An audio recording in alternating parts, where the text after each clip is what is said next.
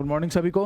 तो आज का हमारा परसेंटेज का 6 लेक्चर है और पढ़ने जा रहे हैं हम लोग बेसिक्स, इनकम, एक्सपेंडिचर और सेविंग्स, आय व्यय और बचत पर आधारित प्रतिशत के प्रश्न, और साथ में देखेंगे कुछ मिश्रण यानी कि मिक्सचर के कुछ प्रतिशत से रिलेटेड क्वेश्चंस।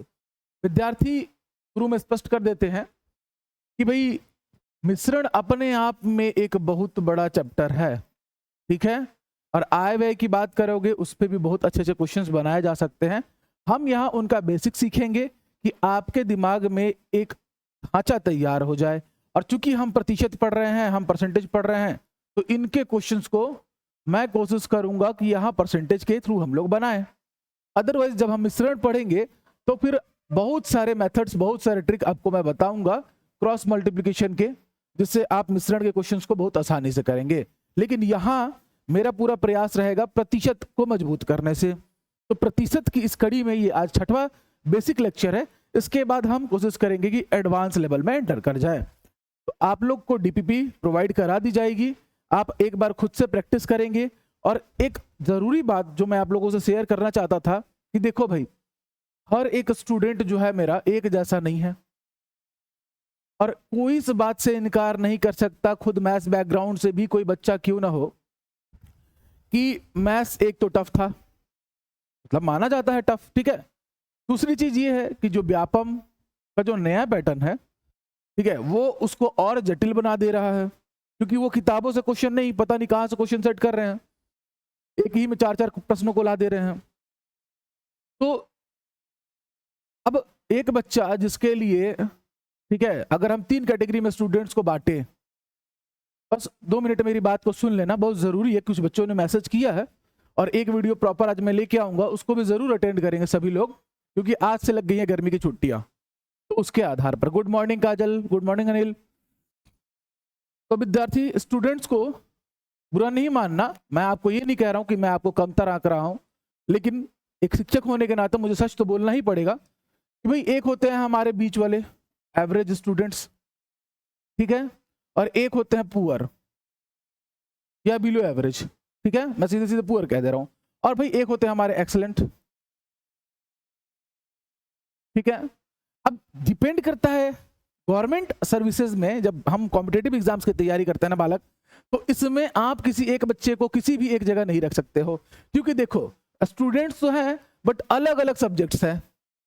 2 मिनट मेरी बात बड़े ध्यान से समझना। एक एनालिसिस का वीडियो मैंने तैयार किया है, आज लेके आऊंगा, और संडे को एक बहुत खास वीडियो भी आएगा। सब्जेक्ट्स मान लो कि मैथ्स है, क्यों इन कैटेगरी में किसी भी विद्यार्थी को उठा के आप नहीं रख सकते, पॉसिबल ही नहीं है। कोई बच्चा हो सकता है मैथ्स में एक्सीलेंट हो, ठीक है, और कोई बच्चा मैथ्स में एवरेज, कोई बच्चा मैथ्स में पुअर। क्योंकि मैं मैथ्स पढ़ा रहा हूं तो मैथ्स की बात करूंगा। लेकिन जैसे ही मान लो आ गया आपका जीएस और जीके, तो हो सकता है कि वो मैथ्स वाला बच्चा उसमें पुअर हो या एवरेज हो या एक्सीलेंट तो बिल्कुल नहीं। तब ऐसे केसेस देखने मिलेंगे आपको। बात आ गया अब इसी में साइंस का। अब मैथ्स बैकग्राउंड वालों का माना जाता है साइंस अच्छा रहता है। फिर बात आ गया मान लो सीजीजीके का या लैंग्वेज का। बात को समझना, मेरे जो कहना चाह रहा हूं कि किसी भी बच्चे को आप किसी एक कैटेगरी में उठा के नहीं रख सकते कि भाई ये बच्चा एक्सीलेंट है या ये बच्चा एवरेज है या ये बच्चा पुअर है। आप उसको सब्जेक्ट के अकॉर्डिंग ही उठा के कैटेगराइज कर सकते हो कि भाई एक स्टूडेंट जो है वो मैथ्स में एक्सीलेंट है। ये कह देना सीधे तौर पर कि वो बच्चा एक्सीलेंट है, ये उन बच्चों के साथ गलत हो जाएगा, क्योंकि वो कहीं ना कहीं वो भी एक्सीलेंट है। किसी का सीडीपी बड़ा स्ट्रांग है, किसी का लैंग्वेज बड़ा स्ट्रांग है, किसी का जीके जीएस बड़ा स्ट्रांग है, तो किसी का मैथ्स साइंस ये सब स्ट्रांग है, किसी का छत्तीसगढ़ वाला पोर्शन स्ट्रांग है। तो कहीं ना कोई बच्चा जो तैयारी कर रहा है और जो मादा रखता है, जो सोचता है कि मैं एक सीट लूंगा, वो कहीं ना कहीं इन विषयों में स्ट्रांग तो रहता है। लेकिन मैं कंपेरिजन कर रहा हूं मैथ्स का, तो मेरे बच्चे बुरा नहीं मानना कि सर मुझे पुअर कह रहे हैं। भाई आप हैं कमजोर हैं, तो इसलिए पुअर मतलब गरीब नहीं। मैं कह रहा हूं कि अगर जो बच्चा कमजोर है, ठीक है, और जो कुछ बच्चे मैथ्स में एवरेज होते हैं, तो ये मैथ्स के स्टूडेंट्स के लिए मैं एक एनालिसिस बताता हूं छोटा सा, फिर क्लास चालू कर लेंगे। तो जो भी एक्सीलेंट है बच्चा, आपको करना क्या है अब से, जो ये 6 लेक्चर हुआ एकदम बेसिक से हुआ, ठीक है, आप लोग कभी भी लाइव वाइव क्लास अटेंड मत किया करो। भाई देखो, आपका समय बचाना है, ठीक है, इस बात को ध्यान में रखते हुए तो वो लाइव क्लास नहीं अटेंड किया करे। रिकॉर्डिंग आपको मिल ही जाती है ऐप में, फिर आपको पीडीएफ मिल जाता है, डीपीपी भी मिल जाता है, मतलब कि क्लास नोट्स भी मिलता है, रिकॉर्डिंग भी मिलता है। तो आप इनके थ्रू पढ़ो। इनके थ्रू पढ़ने जाओ तो भी एक फंक्शन होता है ऐप में कि आप वीडियो को स्पीड दे सकते हो, 1.25 गुना, 1.5 गुना, 2 गुना। तो अगर आप मैथ्स में एक्सलेंट हो तो रिवीजन तो आपको भी चाहिए बालक, तो जितनी भी क्लासेस हैं आप उसको 1.5 गुना स्पीड पर पढ़ो, ठीक है। और साथ में जो क्लास शीट है उसको देखते हुए क्वेश्चंस को लगाते जाओ, आपके लिए अच्छा रहेगा। जो मैथ्स के स्टूडेंट हैं, जो बच्चे एवरेज हैं, मेरे जो बच्चे एवरेज हैं, वो चुपचाप जो वीडियो है रिकॉर्डेड, आपके समय को बचाने के लिए कह रहा हूं, क्योंकि अब धीरे से सारी क्लासेस चालू होंगी तो आप मैनेज कैसे करोगे। तो आप शाम के समय अगर क्लास सुबह हो रही है तो आप रिकॉर्डेड देखो और आराम से इत्मीनान से देखो, और साथ में रफ वर्क करते जाओ, साथ में रफ वर्क करते जाओ, क्योंकि डीपीपी तो आपको मिल ही जाएगी, ठीक है। क्लास नोट्स भी आपको प्रोवाइड किया ही जाता है, लेकिन यहां पर आपको जरूरत है, क्योंकि आप एवरेज हैं तो आपका प्रैक्टिस टीचर के साथ होना चाहिए। तो आप रिकॉर्डेड लेक्चर्स देखो और रफ वर्क करते जाओ, क्योंकि जो बच्चा एक्सीलेंट है वो कहीं ना कहीं बोर होता होगा। ऐसे भी मेरे पास मैसेजेस आए हैं। एवरेज वालों के लिए भाई आप साथ साथ देखो रिकॉर्डेड फॉर्मेट में, जहां जरूरत होगी वहां थोड़ा फास्ट कर लो, यार सेम क्वेश्चन रिपीट हो रहा है, ये तो मैंने गेन कर लिया तो ठीक है। जो बच्चा मेरा जो थोड़ा सा बिलो एवरेज है उसके लिए कि भाई आप लाइव क्लास अटेंड पक्का किया करो, कैसे भी मैनेज करो, कैसे भी रोज 8:30 बजे के बाद ही क्लास लगेगी, ठीक है। तो आप कैसे भी 8:30 तक अपना काम धाम सब निपटा के लाइव क्लास अटेंड किया करो। साथ में आपको मिलती है डीपीपी, डेली प्रैक्टिस पेपर हर सब्जेक्ट की मिलने लगेगी धीरे धीरे। अब तो इस डीपीपी को पढ़ने के बाद, लाइव क्लास में पढ़ने के बाद जितने ही क्वेश्चन कराए गए हों आप उसको 2 टाइम्स बनाओगे कॉपी में। बात को समझना, आप उसको 2 बार बनाओ, फिर उसके बाद जब आपको क्लास नोट्स दिया जाएगा उससे आपका कोई वास्ता नहीं है, आप अपना हैंड रिटेन नोट्स तैयार करो मैथ्स में। क्योंकि अगर आप बेसिक लेवल पे ही पिछड़ जाओगे तो जैसे ही हम एडवांस लेवल पर जाएंगे तो आपका इंटरेस्ट ही खत्म हो जाएगा, और ये बड़ी ही घातक चीज होती है, बड़ा ही डेंजरस बात हो जाता है विद्यार्थी कि आपका इंटरेस्ट उस विषय में खत्म हो जाए। तो अब आप उस विषय को कवर कर ही नहीं पाओगे तो आप तो कंपटीशन से ऐसे ही बाहर हो जाओगे। तो आप लोग जो है या एवरेज और जो बिलो एवरेज है पक्का लाइव क्लास अटेंड किया करो। डीपीपी को 2 से 3 बार बनाओ। कोई अच्छा कॉम्प्लेक्स टॉपिक है, परसेंटेज हुआ या कोई भी हुआ जिसको मैं जोर दे के कहता हूं, तो उसको 2 से 3 बार बनाओ। क्लास नोट्स के भरोसे मत रहो, सर पीडीएफ नहीं आया तो सर ये नहीं आया तो सर वो नहीं आया, वो आपके लिए नहीं है बालक। ना, अगर उससे पढ़ोगे तो बाहर हो सिलेक्शन के, तय मानो कि बाहर हो। अगर आपका मैथ्स कमजोर है और आप क्लास नोट्स के भरोसे बैठे हो तो तय मानो कि आप सिलेक्शन से बाहर हो। आपको डीपीपी लाइव क्लास देख के 2 बार खुद सॉल्व करनी है, और उसका क्लास नोट्स नहीं, आपको खुद से अपना हैंड रिटन नोट तैयार करना है। वो आपका धीरे धीरे बेस बनाएगा। उसके बाद जब आप एडवांस लेवल में आओगे वहां पे भी आपको थोड़ी एक्स्ट्रा मेहनत करनी पड़ेगी इन विद्यार्थियों से, और आप देखोगे 1-2 महीने में आप धीरे से शिफ्ट हो जाओगे एवरेज में, और 1-2 महीने और हैं तब आप एक्सीलेंट में आ जाओगे। बट मेहनत आपको खुद से करनी पड़ेगी, ज्यादा करनी पड़ेगी मैथ्स में। जो मैथ्स में कमजोर है, बाकी जो सब्जेक्ट है उसका मैं वहां बताऊंगा, तो ये बात ध्यान रखना। तो अब कोई भी विद्यार्थी इस बात को ध्यान रखेगा, और हर एक चीज तो आपको एप्लीकेशन में प्रोवाइड कराई जा रही है, ठीक है। एक छोटे से छोटी चीज जो है आपको एप्लीकेशन में प्रोवाइड कराई जा रही है, और आपको ये नंबर भी दिया गया है। ये 2 नंबर पे आप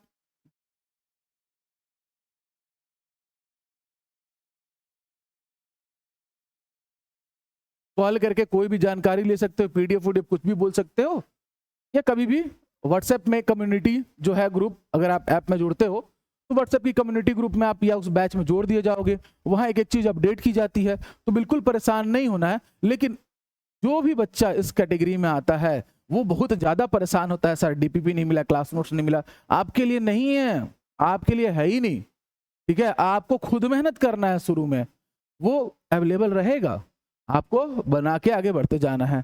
चलिए, तो ये ध्यान रखेंगे। और जो बच्चा एकदम एक्सीलेंट है उसको यहाँ टाइम पास करने की जरूरत नहीं है। विद्यार्थी आप इधर 2 गुना 3 गुना स्पीड में कोई टॉपिक पढ़ो और दूसरे की तैयारी करो, दूसरे सब्जेक्ट को समय दो, सेल्फ स्टडी पे ज्यादा ध्यान देना, ठीक है। चलो अब शुरुआत करते हैं आज हमारा इनकम, आय और व्यय से संबंधित प्रश्न। हाँ, नंबर तो यहाँ लिखा हुआ है जी, 92036 93616 और 92321379 949। इन नंबर्स पे आप लोग बैच या किसी भी चीज से जुड़ने के लिए कॉल कर लेंगे। अब आ जाते हैं हम अपने टाइप नंबर 11 पे परसेंटेज के, जो है हमारा इनकम बेस्ड। इनकम के बारे में क्या ही बताऊं भाई, जितना कमाओगे जितनी आपकी आय रहेगी, ठीक है, आय, फिर रहेगा आपका एक्सपेंडिचर यानी कि व्यय, और उसके बाद आएगा आपका सेविंग्स यानी कि बचत। अब इन तीनों में क्या संबंध होता है जी? भाई मान लो मैंने 20,000 रुपए कमाए मासिक, ठीक है, और अलग अलग जगह मकान किराए में, राशन में, इत्यादि में खर्च कर दिए 12,000, तो मेरे पास बचेंगे कितने? सिंपल सा बात है सर, 8,000 बचेंगे। कितना बचेगा? 8,000 बचेगा। मतलब कि अगर आपको सेविंग्स निकालना है तो आपको इनकम में से एक्सपेंडिचर को क्या करना पड़ता है? माइनस करना पड़ता है। जब ये चीजें आंकड़े में दी रहती हैं तो बड़ी आसान लगती हैं कि भाई अगर आपसे कोई पूछ दे क्वेश्चन में तो बल्ले बल्ले भाई 50,000 कमाता है, यहाँ उसने इतने रुपए, यहाँ इतने रुपए, यहाँ उतने रुपए खर्च किए, तो बताओ उसने बचाए कितने? तब तो आप बता देते हो। लेकिन क्वेश्चन को वो क्या करता है, क्वेश्चन का लैंग्वेज कन्वर्ट करता है और वो उसे परसेंटेज में लेके आता है कि भाई सैलरी इतनी थी, उसने मकान किराए पर 20%, उसके बाद शेष जो बचा हुआ था उसमें से राशन पर 30% खर्च कर दिए, तो अब बताओ कि उसके पास कितने रुपए बचे हैं। या बोल देगा कि एक व्यक्ति है, उसकी आय ज्ञात करो, और बोल देगा कि उसने मकान किराए पर 20% खर्च किए, 30% खर्च किए आपके राशन वगैरह पे, और बचाए उसने 5,000। तब बताओ कि उसकी आय कितनी थी। तो अब समझ में आ रहा है, आंकड़ों को उसने प्रतिशत में ले जाके बस क्वेश्चन को कन्वर्ट कर दिया। बेसिक सा फंडा है। अब जैसे कि यहां पर एक क्वेश्चन, एक लाइन में आंसर निकलेगा विद्यार्थी, Bharti spends 20% of his money to buy goods, यानी कि सामान खरीदने में 20% खर्च करती है भारती। उसके बाद शेष का 15% परिवहन में खर्च करती है, ठीक है। अब उसके पास 1360 रुपये हो, कितने रुपए हो? 1360 रुपए। ये हो गया इसका बचत। तो आरंभ में कितने पैसे थे, यानी कि उसकी इनकम कितनी थी, या शुरू में जो उसके पास पैसा था वो कितना था? जल्दी से इस प्रश्न का सभी लोग उत्तर करेंगे बना के। बहुत ही आसान प्रश्न है, जल्दी उत्तर करेंगे। इलेक्शन हम लोगों ने इसके जस्ट पहले पढ़ा है, उसी का हम लोग चेन सीरीज वाला रूल जो है इसमें अप्लाई करेंगे। तो मैंने जो कहा आप लोग उस तरीके से तैयारी करेंगे। सभी विद्यार्थी जुड़ जाएंगे आज के सेशन में। पवित्रा मजूमदार जी, गुड मॉर्निंग। आंकड़ों में दिया रहता तो काम बड़ा आसान हो जाता है। चलो भाई देखो इधर, देखो माना कि भाई टोटल अर्निंग जो है, जो उसके पास पैसे थे वो X रुपए थे, हमें नहीं मालूम, ठीक है। फिर वो कह रहा है कि भारती ने 20% कहाँ खर्च कर दिए? उस X के 20% उसने उड़ा दिए, खर्च कर दिए सामान लेने में। तो भाई अब उस X का कितना बचा? तो सर बोलोगे 80%। 80% मतलब 80/100, ठीक, वेरी गुड। फिर अब ये तो हो गया, खर्च हो गया। X का 80% जो है आपके पास बचा है, X का 80% बचा है क्योंकि आपने 20% खर्च कर दिए। इस X के 20% खर्च किए, बचा कितना? तो 80/100 गुणा, फिर 15% परिवहन में खर्च कर दिया। तो अब शेष इस 80% का कितना बचेगा? तो 85%, 85/100। अब मैं शुरू से कह रहा था X का 80% बचा, उस 80% का 85% बचा, और उसका मान जो है दिया हुआ है 1360। क्वेश्चन दिया था आपको 2015, मैंने उसे 80 और 85 में लाया। किसी भी विद्यार्थी को शंका हो जरूर तुरंत कमेंट करे और पूछे। तो भाई इसको आप सॉल्व करा दो, ठीक है। तो X का मान आ जाएगा 1360 गुना 100 बटे में 80 गुना 85। भाई काट दो, यहां आ जाएगा 17×5 = 85, 20×5 = 100। भाई काट दो, 20×4 = 80, 20×5 = 100। भाई काट दो, 4 एकम 4, 4 तिया 12, 4 चौके 16 और 0। काट दो, 17 एकम 17, 17 दूना 34। 20 आ जाएगा, ऊपर में 20 20 हाँ 400 और 25, तो x का मान आ गया 2000 रुपया, x का मान आ गया 2000 रुपीज। अब कैलकुलेशन आप कितनी जल्दी और कितना तीव्र करते हो उस बात पर निर्भर करेगा आपका सॉल्यूशन। तो ऑप्शन नंबर ए हमारे इस प्रश्न का क्या हो जाएगा, सही उत्तर हो जाएगा। सब लोग को क्लियर है ये? यहां पर 80 और 85 कैसे आया, क्लियर हुआ? क्योंकि बचत ले रहे थे, सेविंग्स इधर ले रहे हो तो इधर भी तो पूरा सेविंग्स ही लोगे। जो भी अमाउंट था 20 अगर आपने उड़ा दिया तो बचा 80, फिर 80 में से भी उसका 15% उड़ा दे रहे हो तो बचे कितना, 85। स्टेटमेंट समझ गए? अब इसके सारे क्वेश्चन आप कर लोगे। ठीक है विद्यार्थी, एकदम इत्मीनान से आराम से पढ़ेंगे, कोई जल्दी नहीं है। इसीलिए मैंने पहले ही कह दिया कि लाइव क्लास जो बच्चा एक्सेलेंट है वो ना टाइम वेस्ट करके बाद में देख ले, क्योंकि उनको तो बेसिक्स बिल्कुल आती होगी। ठीक है, और बाकी जिनको पढ़ना है एकदम सीखना है वो ध्यान देगा एकदम छोटी छोटी बारीकियों पर। चलो, एक आदमी अपने वेतन का 25% घर के किराए पर, शेष का 20% शिक्षा पर तथा शेष का 40% भोजन पर खर्च करता है। अब उसके पास 9000 रुपये बचे हुए हैं, यानी कि दोनों तरफ आपको सेविंग्स लेना है, दोनों तरफ सेविंग्स लेना है। कहानी को समझना, इधर का सेविंग्स तो आ गया 9000 रुपया जी बच रहा है जो, ठीक। अब एक तरफ भाई x रुपया था, उसमें से उसने 25% खर्च कर दिए, तो कितने बचाए, 75%।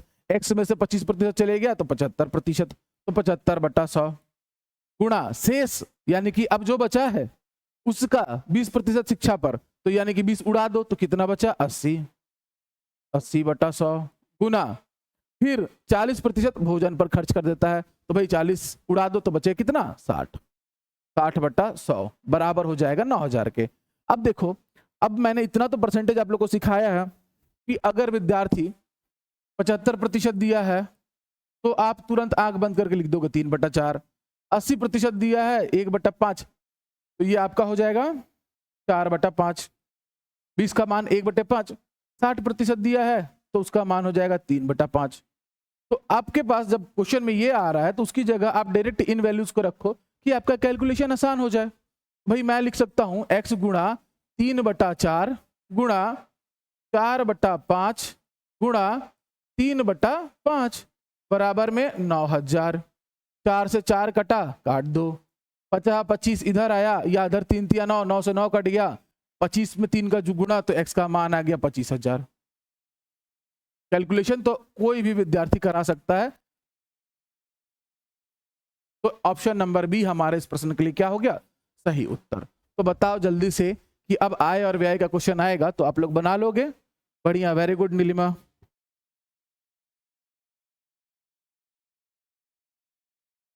आपको तो डायरेक्ट यहीं से बनाना है, एग्जाम में डायरेक्ट ऐसे लिख के बनाना है, बात खत्म, एक लाइन में आपका आंसर आ जाएगा। ठीक है, चल नेक्स्ट क्वेश्चन, इत्मीनान से पढ़ेंगे ना। अब बोला है किसी पुस्तकालय में, लाइब्रेरी में 20% पुस्तकें हिंदी में है, शेष का 50% अंग्रेजी में है, शेष का 30% फ्रेंच में है और शेष 7000 पुस्तकें क्षेत्रीय भाषाओं में है। ठीक है, तो ये आपका बचत हुआ, आखिर में जो बच गई वो क्षेत्रीय भाषाएं में थी, कितनी थी, 7000। तो x में से पहले निकालते जाना, कितना पहले निकालोगे 20 आएगा कितना, 80। 80 का मान कितना होता है, 4/5। क्लियर हो रहा है कि नहीं? कि मैं एक बार और लिख दूं, लो लिख देता हूं, x का 80% यानी 80/100 गुना फिर 50% अंग्रेजी में है, तो अब इसमें से 50% घटा दोगे तो बचेगा कितना, 50 में 100 में से 50 गया तो 50 ही बचेगा।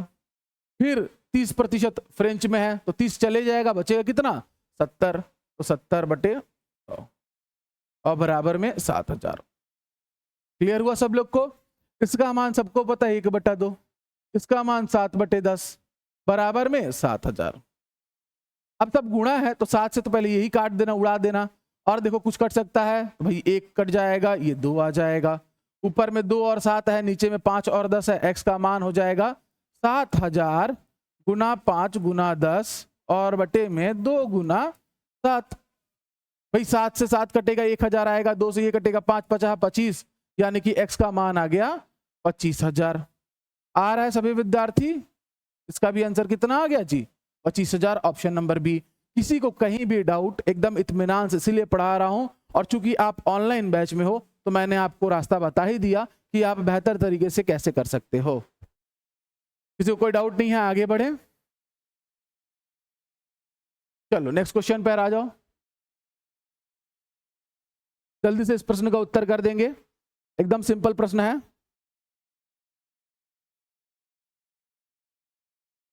सभी विद्यार्थी, और वीडियो अगर अच्छी लग रही होगी, लग रहा होगा कि ऐसे और वीडियो आनी चाहिए भाई, तो चैनल को जरूर सब्सक्राइब करके और वीडियो को शेयर कर दोगे, ठीक है।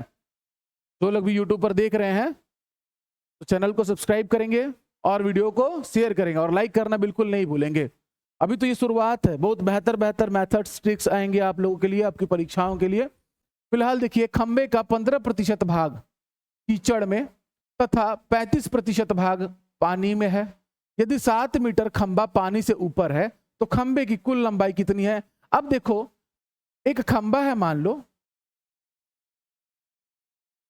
15% भाग कीचड़ में, 35% भाग पानी में, तो कुल उसका 50% भाग सबमर्ज है, डूबा हुआ है, और 50% खाली है, और 50% का मान है 7 मीटर। तो क्या हमें बनाने की जरूरत है? 7 दूना 14 मीटर, बात खत्म। 7 दूना 14 मीटर। अरे भाई, आधा डूबा हुआ है, आधा दिखाई दे रहा है, जितना दिखाई दे रहा है वो 7 मीटर है, और तो बच गया जो आधा, वो कितना हो जाएगा? वो भी 7 मीटर। तो खंबे की कुल लंबाई कितनी हो जाएगी? 14 मीटर। बनाने की जरूरत ही नहीं है इस प्रश्न को। चलिए नेक्स्ट क्वेश्चन देखिए।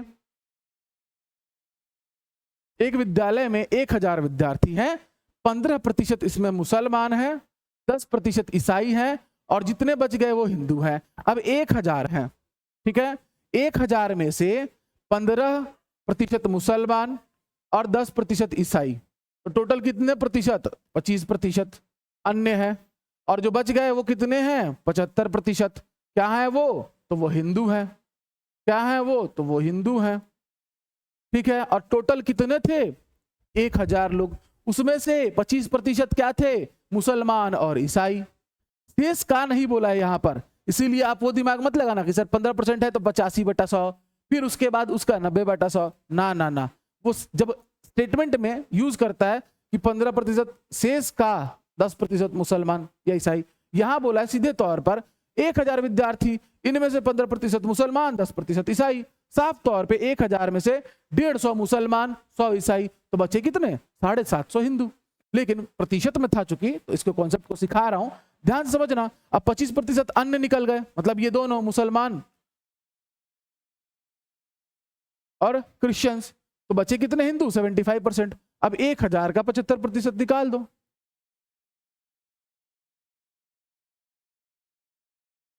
250 गुणा 3, 750। ऑप्शन नंबर ए इस प्रश्न का क्या हो जाएगा? सही उत्तर हो जाएगा। क्लियर है सब लोग को? चलिए फिर आगे बढ़ते हैं। ये आया बढ़िया प्रश्न, और ये पूछता है परीक्षा में, ठीक है। बड़े इत्मीनान से बनाना बालक। आप इसको बनाने के बहुत से तरीके हो सकते हैं कि आप लास्ट वाले को लो, रिवर्स करके जाओ, लेकिन इसमें आपको 4 लाइन बनाना ही पड़ेगा। दिक्कत यहां है भाई, ये इसने क्या किया इस क्वेश्चन ने कि 4 बेसिक्स को जोड़ दिया। अब जब 4 बेसिक्स को जोड़ दिया जाता है कभी क्रिसपस में, तो आप किसी एक को स्किप कर ही नहीं सकते, उसका और कोई मेथड ही नहीं है। कोई भी बनाएगा तो उसमें 3 स्टेप जाएगा ही जाएगा, चाहे मैं रहूं या कोई रहे। चलिए बनाइए, और ये परीक्षा में बार बार पूछता है अपने आप में इस तरीके का प्रश्न। जल्दी कमेंट कर देंगे बना के, बहुत इजी है, बट थोड़ा सा ध्यान रख के बनाइएगा। पहले पढ़ना अच्छे से, आपको ऊपर से नीचे आना है या नीचे से ऊपर जाना है, ये आप पे डिपेंड करेगा। कह रहा है कि किसी परीक्षा में ए को बी से 10% कम अंक प्राप्त हुए। ध्यान देना, ए को बी से 10% कम, मतलब कि स्टेटमेंट हो जाएगा ए बराबर B multiplied by 90 divided by 100, यानी कि बी का प्रतिशत से 100, तो ए को उससे 10% कम अंक प्राप्त हुए। तो कहने का क्या मतलब हो गया? बी गुणा 90/100 बराबर होगा किसके? ए के। किसी को डाउट? चलो मैं ऊपर से नीचे ही चले जाता हूं ना, फिर बी को सी से 25% अधिक अंक प्राप्त हुए, बी को सी से, तो भाई B is equals to C multiplied by 125/100। कहीं भी किसी को डाउट आएगा तुरंत पूछेगा। बी को सी से अधिक अंक प्राप्त हुए, तो जो लिखा जाए जैसे बोला जाए वैसे लिखो कि कंफ्यूजन ना हो, कोई डाउट ना आए और लास्ट में फिर देखना ना पड़ जाए। फिर कह रहा है सी को डी से 20% कम, फिर से कम, यानी कितना 20, तो भाई सी को डी से 20% कम, यानी कि 100 में से 20 घटा दो, कितना आता है जी 80। सी और डी का रिलेशन, तीनों ए बी सी डी का रिलेशन मिल गया कि नहीं मिल गया। अब बोल रहा है लास्ट में एक स्टेटमेंट सॉल्व करने के लिए कि ए को 500 अंकों में से 360 अंक प्राप्त हुए हों, तो डी को कितने प्रतिशत अंक प्राप्त हुए पूछ रहा है। अब देखो हमारे पास 3 समीकरण तो था, इस 3 समीकरण में किसी को कोई डाउट है विद्यार्थी? कोई डाउट नहीं है?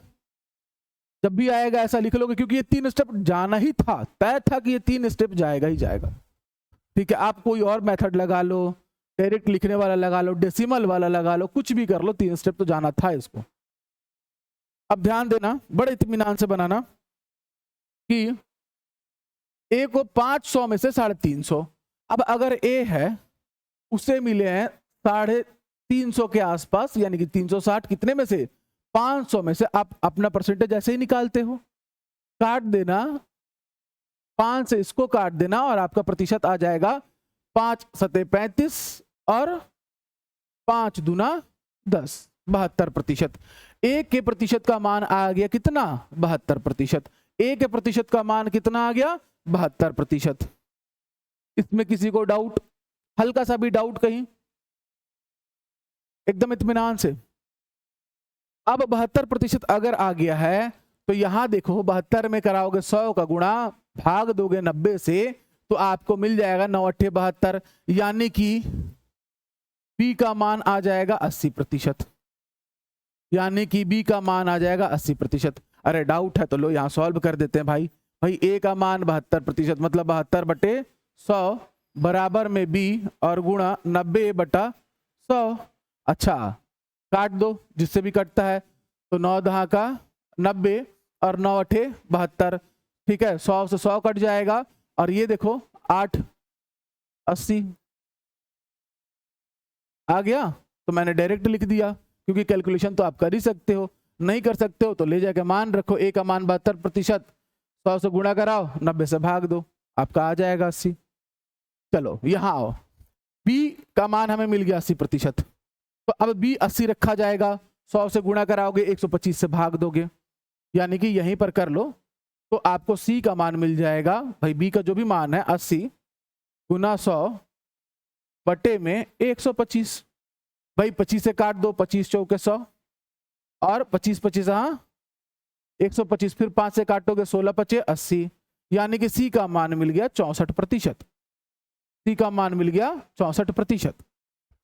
अब अगर सी का मान मिल गया 64%, तो डी का मान पूछा है आपसे, उसने भी बड़ी चालाकी की है, ए का दे के डी पूछा है, तो डी का मान कितना हो जाएगा, तो 64 गुणा 100 और बटे में 80, 16 चौके 64, 16 5 80, 5 से 20 बार में, यानी कि डी का मान आ गया 80%। ऑप्शन नंबर डी इस क्वेश्चन के लिए सही उत्तर होगा। जिस भी विद्यार्थी को थोड़ा डाउट हुआ होगा एक बार फिर से इसको देख लेगा, ठीक है, बट हाँ लिखोगे कैसे वो पहले जरूरी था, वो तीनों स्टेटमेंट, उसमें कभी गलती मत करना विद्यार्थी। चलो आ जाओ नेक्स्ट क्वेश्चन,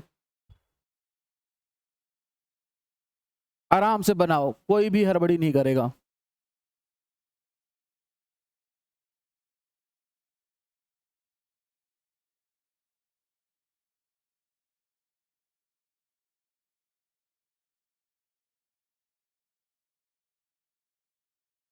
क्या बोला है जी, पृथ्वी पर भूमि और पानी का अनुपात 1:2 है, यानी कि भूमि हो गया आपका land, ratio water is given by 1:2। उत्तरी गोलार्ध पर, नॉर्दर्न हेमिस्फीयर पर यह अनुपात 2:3 है। ये रहा अर्थ के लिए, ठीक है, नॉर्दर्न हेमिस्फीयर पे लैंड और वाटर रेशियो कितना है, 2:3। तो दक्षिणी गोलार्ध पर यह अनुपात क्या होगा, तो दक्षिणी गोलार्ध पर यह अनुपात क्या होगा। बड़े ध्यान से, आपको दक्षिणी गोलार्ध का कुछ दिया नहीं है आंकड़ा, आपको उसने पृथ्वी का दिया है और उत्तरी गोलार्ध का दिया है। अगर आप अर्थ बनाते हो तो आपको पता होता है कि भाई आपका ये होता है नॉर्दर्न हेमिस्फीयर और ये साउदर्न हेमिस्फीयर यानी दक्षिणी गोलार्ध। मतलब कि भाई आधा इनका, पूरी की पूरी पृथ्वी आधी उत्तरी गोलार्ध में और आधी दक्षिणी गोलार्ध में। थोड़ा सा कॉन्सेप्चुअल आ गया, ठीक है, यहां तक क्लियर है सब लोग को, जिनसे बन रहा है वो तुरंत बना लेंगे। अब भूमि और पानी का जो अनुपात है, बड़े ध्यान से समझना कि यहां पर यह अनुपात का मान थोड़ा कम है और थोड़ा ज्यादा दिख रहा है। कुछ मत करना, इसको थोड़ा बड़ा कर लेते हैं कि कैलकुलेशन करने में हमें आसानी हो। तो बनाया 2-3 तरीके से जा सकता है। आप आराम से, लैंड और वाटर है तो भाई मान लो मैं 10 का गुणा कराता हूं तो यह अनुपात कितना हो जाएगा, 10:20। कर सकते हैं ऐसा भाई, अगर इधर गुणा करा रहे हैं उधर भी करा देंगे, 10:20। अब जब पृथ्वी पर अर्थ के लिए यह अनुपात हमने कन्वर्ट करके कर लिया, क्यों किया बता रहा हूं, 10:20।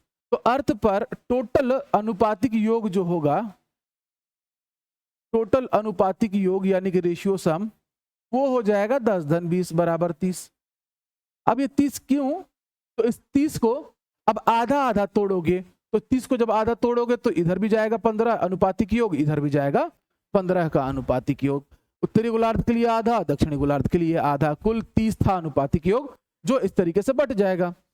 अब उसके बाद आ जाओ नॉर्दर्न हेमिस्फीयर पे, ठीक है, तो यहां पर अनुपातिक योग हो जाएगा 2-3 अर्थात 5। अगर लैंड का केवल देखोगे तो आ जाएगा 2/5, अगर वाटर का देखोगे तो आ जाएगा 3/5 अनुपात। लेकिन अर्थ के रेफरेंस में यानी कि उत्तरी गोलार्ध पर भाई ये कितना हो जाएगा, 15। यहां पर भी क्या आएगा, 15। यहां से इसका मान काट दो, 5 तिया 15 यानी कि 6, 3 तिया 9।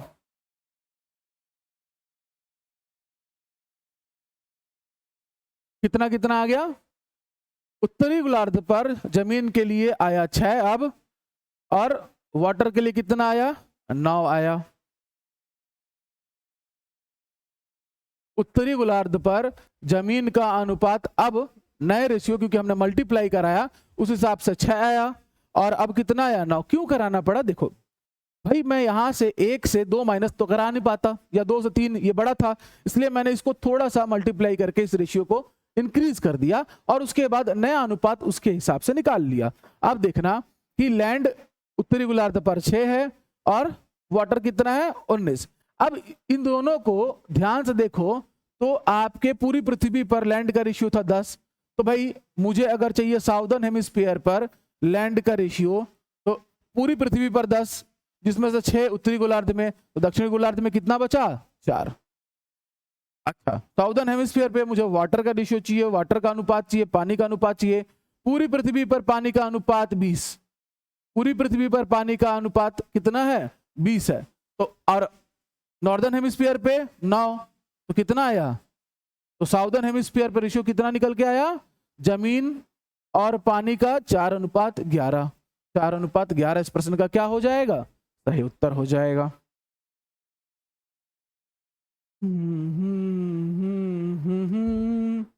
चलिए आइए आगे के प्रश्नों में। अब आ गया आपका मिक्सचर से रिलेटेड।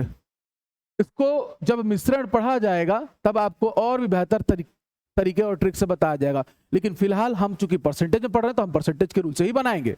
और ऑलरेडी ये पढ़ा चुका हूं आप लोग को रेशियो में। किसी दूध के बर्तन से शुद्ध दूध है, ठीक है भाई, 10% दूध निकालकर उसमें पानी मिला दिया गया भाई, यह प्रक्रिया 3 बार की गई। तीसरी प्रक्रिया के बाद मिश्रण में दूध का प्रतिशत ज्ञात करो। अब देखना, इसे आप सिंपली सक्सेसिव डिक्रीज से भी बना सकते थे कि भाई 10% का मान हो जाता है 1/10। अब जो भी मिश्रण रहा हो उसमें से शुद्ध दूध था, क्या बोल रहा है, दूध के बर्तन में शुद्ध दूध है ना, एकदम प्योर मिल्क है, क्या है, एकदम प्योर मिल्क है, मतलब यहां पर वो मिश्रण नहीं है, एकदम शुद्ध दूध है। उसमें से पहले 10% दूध निकाला गया, पानी ऐड किया गया 10%, फिर 10% दूध निकाला गया, पानी ऐड किया गया, फिर 10% दूध निकाला गया, पानी ऐड किया गया। मतलब कि आप दूध की मात्रा का क्रमागत कमी कर रहे हो, यानी कि इसका मान होता है 10, 10 में से इसका अंश घटा दोगे तो आएगा 9, 10 9, एक बार और करोगे 10 9, इधर गुणा करा दो, इधर गुणा करा दो, इधर आ गया 1000, इधर गुणा करा दो तो आ जाएगा 729। अब 1000 मान लो कि 1 लीटर दूध था, यानी 1000 मिलीलीटर था, तो अब कितना बचा 729। तो जब प्रतिशत में निकालोगे तो ये कितना निकल जाएगा 72.9%। एक लाइन में आ गया हमारा आंसर, एक लाइन में आ गया हमारा आंसर। किसी को कोई डाउट? प्रतिशत में देखना चाहोगे भाई, इसको 100 में बदलोगे तो 10 से भाग दे दोगे तो 100% आ जाएगा। ये दूध की शुद्ध मात्रा थी। अच्छा, इसको 10 से भाग दोगे तो 72.9% आ जाएगा। वैसे तो आपको साफ दिख ही रहा है, पहले दूध था 1 लीटर यानी 1000 मिलीलीटर मान लो, तो अब कितना बचा दूध उस मिश्रण में 729 यानी कि 72.9%। किसी भी सज्जन को कोई भी दिक्कत, कोई परेशानी इस प्रश्न में? आया एक लाइन में उत्तर? क्योंकि बर्तन जो है उसमें एकदम शुद्ध दूध था, मिश्रण नहीं था। चलो अब आ जाओ नेक्स्ट क्वेश्चन। 250 ग्राम चीनी के विलयन बोला है, सॉल्यूशन है, ठीक है, में 40% चीनी है और बाकी जो होगा वो क्या है, कुछ और पानी मान लो। विलयन में 50% चीनी की मात्रा के लिए और कितनी चीनी मिलानी पड़ेगी? अब एक सॉल्यूशन है, ठीक है, उसमें है शुगर और वाटर। ये स्टेटमेंट बड़ा समझो, एकदम बेसिक क्लास है, बहुत अच्छे से समझना। अब इस सॉल्यूशन में शुगर अगर मान लो 40% है तो वाटर कितना होगा जी 60%। एक विलियन है उसमें अगर 40% चीनी है, ठीक है, तो भाई पानी कितना हो जाएगा 60%। अच्छा, सॉल्यूशन में शुगर की जो मात्रा है 250 ग्राम चीनी के विलियन में 40% चीनी है, तो भाई 250 ग्राम का 40% निकालोगे यानी कि 2/5 कराओगे, 50 50 दूना 100 ग्राम चीनी। कितना था 100 ग्राम चीनी आया आपका, ठीक है। अब वो पूछ रहा है कि कितनी चीनी और मिलानी पड़ेगी। क्यों मिलाओगे भाई? क्योंकि इस विलयन में आप चीनी की मात्रा को 50% कर दो। मान लो हम शरबत बना रहे हैं, थोड़ा कम मीठा लग रहा है, तो भाई इसमें कह रहा है कि चीनी की जो मात्रा है 40% थी उसे 50% कर दो।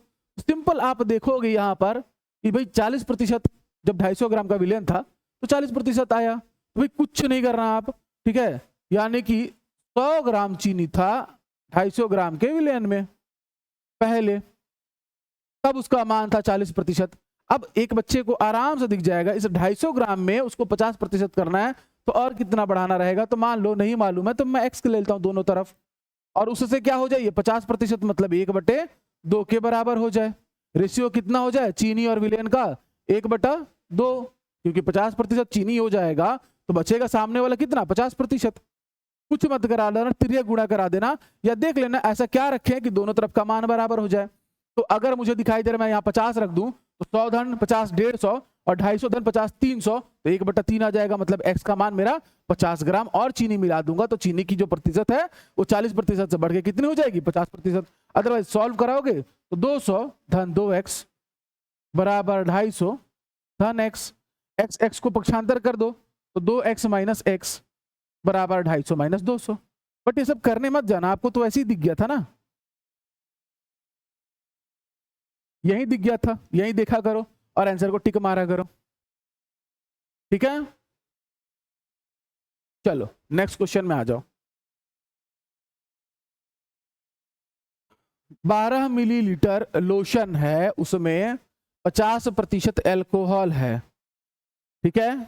आपके पास दिया हुआ है लोशन एक, उस लोशन में क्या क्या है, एल्कोहल कितना है 50%, और दूसरा चीज क्या है तो वाटर। अब वो एल्कोहल 50% है तो वाटर भी कितना होगा 50%, और लोशन की जो मात्रा दी हुई है वो कितनी है 12 मिलीलीटर। तो भाई ये कितना हो जाएगा 6 मिलीलीटर, ये भी शुरू में कितना रहेगा 6 मिलीलीटर। सिंपल सी बात है ना भाई, ठीक है। अब बोल रहा है इसमें पानी की कितनी मात्रा बढ़ाई जाए जिससे अल्कोहल कितना हो जाए 30%। अल्कोहल को घटा देना है आपको, अल्कोहल के परसेंटेज को क्या करना है आपको, कम कर देना है। कितना आ जाएगा जल्दी से कमेंट कर दो भाई। अल्कोहल पहले 50% था, अब उसकी मात्रा को आपको कम कर देना है। तो भाई ये अल्कोहल 6 ml पूरे मिश्रण यानी कि 12 ml में था, ठीक है। अब 12 ml में था तो अल्कोहल को उतना ही रखना है, आपको बढ़ा किसको रहा है वो, पानी को। किसको बढ़ा रहा है, पानी को। और इस समय अल्कोहल और लोशन का जो रेशियो रहेगा उस लोशन में अल्कोहल का वो 30% हो जाएगा। 30% मतलब यहां पर 30/100 यही होगा। लेकिन ये कब होगा, जब उस लोशन में आप पानी मिलाओगे। तो लो पानी मिला दिया हमने कितना x लीटर। अब ध्यान से देखना कि इस क्वेश्चन में यहां पर क्या मान रखा जाए कि रेशियो हमारा 3/10 आ जाए। तो आप कहोगे सर यहां 8 रख दो, 12 8 20 हो जाएगा, भाग दे देंगे 2 3 6 और 2 10 के 20, मतलब x का मान मेरा कितना आ गया 8 ml आ गया। किसी विद्यार्थी को कोई डाउट? भाई जो टोटल लोशन है आपके अल्कोहल का डिवाइडेड बाय लोशन, लेकिन ये 30% कब होगा यानी 3/10 कब होगा, जब इसमें कुछ पानी मिलाया जाए। x मिलीलीटर माना पानी मिलाया हमने, तो इसलिए इसको इस तरीके का इक्वेशन बनाया। क्लियर है सब लोग को? आप चाहते तो डायरेक्ट यहीं से निकाल सकते थे, बट चलिए सॉल्व करके भी बना दिया गया। जिस बच्चे को समझ नहीं आया वो समीकरण क्रिया गुणा करके बना लेगा। तो आपका 8 ml आ गया इस प्रश्न के लिए सही उत्तर। सबको समझ में आ गया तो बढ़ते हैं आगे। नेक्स्ट क्वेश्चन देखो। 20 लीटर विलयन में 45% अम्ल, इसमें पानी की कितनी मात्रा घटाई जाए, अम्ल जो है इस बार बढ़ जाए। कुछ नहीं करना है भाई, कुछ नहीं करना है। सॉल्यूशन है उसमें आपका एसिड और वाटर है, एक सॉल्यूशन है और वो कितना है 20 मिलीलीटर।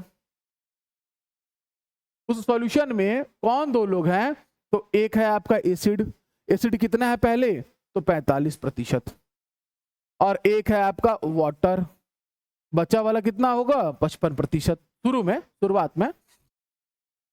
अब कह रहा है कि पानी की मात्रा घटाएगा जिससे अम्ल का प्रतिशत क्या हो जाएगा, बढ़ जाएगा। फिलहाल अगर सॉल्यूशन है 20 ml, उसमें एसिड है 45%, तो 20 दूना 4.5 दूना 9, यानी कि 9 ml क्या है आपके पास शुरुआत में, 9 ml उस विलयन में एसिड है 9 मिलीलीटर, उस विलयन में एसिड है 9 मिलीलीटर। अब विद्यार्थी सोचना, ठीक है, कि पानी की कितनी मात्रा घटाई जाए। अब पानी की मात्रा घटाओगे वो रहेगा 9 ml ही। भाई एसिड आपका 9 ml ही रहेगा, क्यों, क्योंकि उसके साथ कोई छेड़छाड़ नहीं कर रहा है, उसके साथ कोई छेड़छाड़ नहीं हो रहा है, पानी की मात्रा को घटाया जा रहा है। यानी कि अगर आप एसिड और उस सॉल्यूशन का रेशियो लो, शुरू में 50% था, लेकिन अब इसके लिए कितना बोल रहा है कि भाई 60% करने के लिए, 60% करने के लिए पानी की मात्रा को घटा दो, तो माना कि -x लीटर हम घटा देते हैं, क्योंकि एसिड को तो वो वही का वही रख रहा है, पानी की मात्रा को कम कर रहा है, ठीक है। तो जो सॉल्यूशन था उसमें से x लीटर पानी या x मिलीलीटर पानी आप माइनस करा दो। अब एसिड का मान तो 9 का 9 ही रहेगा, इसका मान 20 - x बराबर में इसका मान 60% का मान 3/5 होता है। अब जाहिर सी बात है ऊपर 9 है, नीचे आप ऐसा आंकड़ा रखो कि इस अनुपात के बराबर ये अनुपात आ जाए। तो आप देखोगे 20 में से अगर 5 घटा दें तो 15 आ जाएगा। 9/15, 3 × 9 3 × 5 15, यानी कि x का मान कितना आ जाएगा जी 5 मिलीलीटर। x का मान कितना आ जाएगा 5 मिलीलीटर, ठीक है। क्लियर है सब लोग को? क्योंकि उसके मान के साथ कोई छेड़छाड़ नहीं करना है, उसका मान वही रहेगा, लेकिन जैसे ही आप पानी की मात्रा को घटाओगे, ठीक है, तो एसिड का प्रतिशत मान बढ़ जाएगा उस विलयन में, ठीक है। चलो 3 लीटर चीनी के घोल में 40% चीनी है, 1 लीटर को डाल पर नए घोल में कितने प्रतिशत चीनी होगी? अच्छा घोल है वो, ठीक है। जल्दी से इस क्वेश्चन का उत्तर करो।